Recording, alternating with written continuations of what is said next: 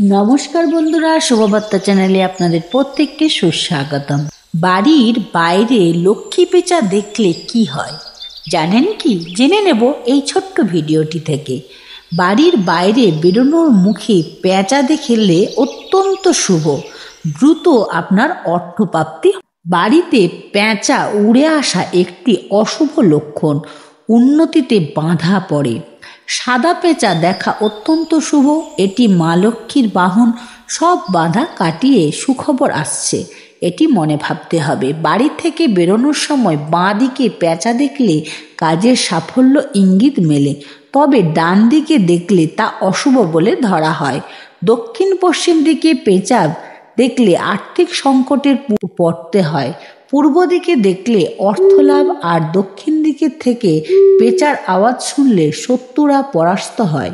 রাস্তা দিয়ে যাওয়ার সময় পেঁচা সামনে দিয়ে উড়ে গেলে বুঝতে হবে যে সমস্যার সমাধানে আসন্ন এবং আটকে থাকা অর্থ দ্রুতই আসবে। ঘুমের মধ্যে পেঁচা দেখলে রোগমুক্তির ইঙ্গিত পাওয়া যায়। ভালো থাকুন, সুস্থ থাকুন। এই রকম ভিডিও পেতে আমার চ্যানেল শুভবার্তাকে সাবস্ক্রাইব করতে ভুলবেন না। আর ভিডিওটি ভালো লাগলে লাইক, কমেন্ট, শেয়ার করে দেবেন।